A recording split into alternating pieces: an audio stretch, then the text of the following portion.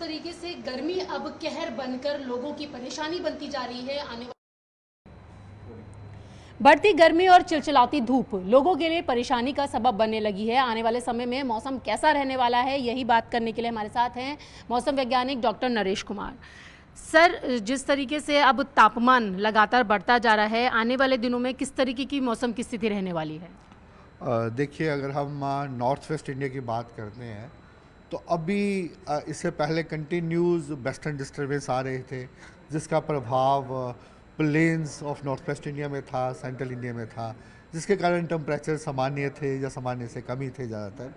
लेकिन अभी भी एक वेस्टर्न डिस्टर्बेंस है, लेकिन जो उसका प्रभाव रहेगा वो सिर्फ वेस्टर्न हिमालय रीजन में रहेगा। मीन जम्मू कश्मीर, हिमाचल, उत्तराखंड, ऑलमोस्ट आज का प्रभाव थोड़ा बहुत लाइट रेनफॉल रह सकता है वहाँ पे।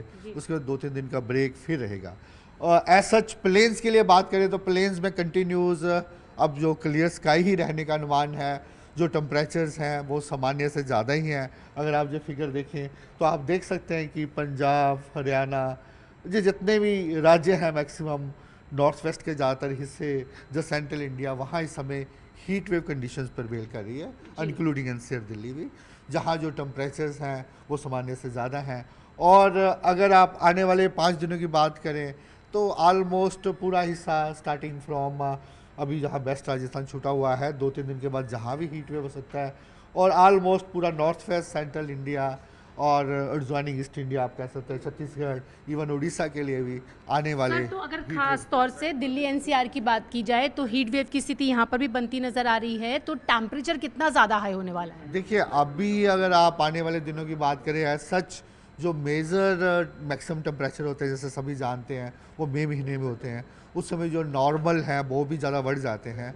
अगर इस महीने के नॉर्मल के हिसाब से देखा जाए तो इस समय जो टेम्परेचर्स हैं 41 और 43 के बीच में रहने का अनुमान है। तो ये अपने नॉर्मल टेम्परेचर से कितने ज़्यादा बढ़े हुए वो हैं? भी 5 डिग्री अगर हम मानते हैं, 4.5 से ज़्यादा हो तो हम हीट वेव मानते हैं। तो ये सामान्य से मोटा मोटी 5 डिग्री ज़्यादा रहने वाले हैं। ऑलमोस्ट आने वाले 4 से 5 दिन ऐसा ही सिनेरियो रहेगा। तो सर, आने वाले 4 से 5 दिन में जिस तरीके के सिनेरियो बनते नजर आ रहे हैं, तो ऐसे में क्या अलर्ट जारी किया गया है मौसम विभाग की देखिए, तरफ से? इसके लिए ऐसा वही बता रहा हूँ कि इस समय जैसे हमारा अप्रैल के नॉर्मल्स कम होते हैं, इतनी सीवियरिटी हम एक्सपेक्ट नहीं करते, लेकिन हमने इसके लिए जैसे अभी भी देख रहे हैं कि सिर्फ येलो अलर्ट ही दे रखा है, जस्ट प्रिकॉशंस के लिए।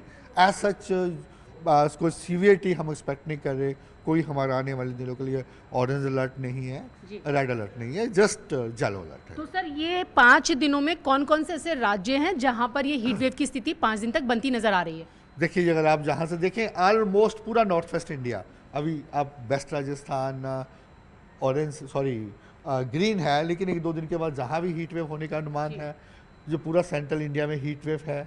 उसके अलावा वेस्ट कोस्ट की बात करें तो ऐसा जहाँ कुछ नहीं है, लेकिन सिर्फ केरला के लिए हमारा हॉट एंड ह्यूमिड का वार्निंग है, वहाँ ह्यूमिडिटी हाई साइड रहने का अनुमान है। इसके साथ ही ईस्ट कोस्ट में भी आपका ह्यूमिडिटी ज़्यादा रहने का अनुमान है, वहाँ हमने हॉट एंड ह्यूमिड दे रखा है, वेस्ट बंगाल वगैरह के लिए भी। और बाकी राज्यों के लिए जैसे उड़ीसा के लिए हमारा कोस्टल के लिए हॉट एंड ह्यूमिड का वार्निंग है, और उसके साथ इंटीरियर के लिए हीट वेव का भी वार्निंग है। इसके अलावा जैसे जो प्री मानसून सीजन है, तो इस समय नॉर्थ ईस्ट इंडिया में रेनफॉल एक्टिविटी, थंडरस्टॉर्म एक्टिविटी हो रही है, वो कंटिन्यू रहेगी। उसके साथ कहीं ना कहीं ये भी अनुमान है कि वहाँ हैवी रेनफॉल एक्टिविटी भी और असम, मेघालय और अरुणाचल हो सकता है। नॉर्थ ईस्ट में तो बारिश रहेगी, और यहाँ की बात करें तो यहाँ पे टेम्परेचर 41 से 43 डिग्री में रहने वाला है। बिल्कुल, हाँ। तो सर, ऐसे में कोई एडवाइजरी आप लोगों की तरफ से जारी की गई है? ऐसा यही है कि येलो एडवाइजरी है जस्ट प्रिकॉशंस के लिए।